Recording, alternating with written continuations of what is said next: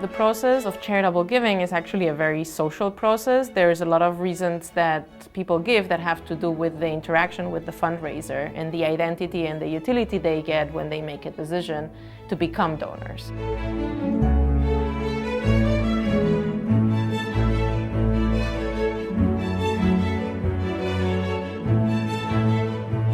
So I'm a behavioral economist.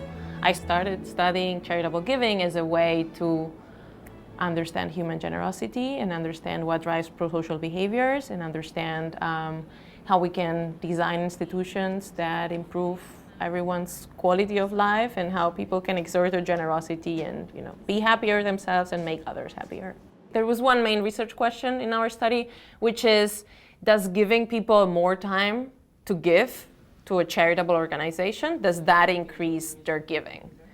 And how does time play a role in the decision to give to charities?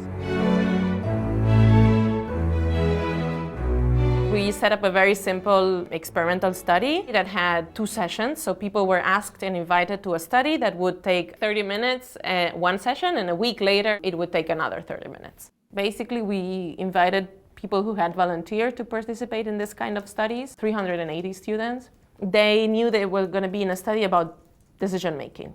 They didn't know exactly what the decisions were going to be about. They were going to be paid $15 cash after the first session and $15 cash after the second session. When they came to the lab in the first session, we asked them, we're raising donations for this charity that is doing this work in Africa. It's helping this kind of households. These are the people behind the charity.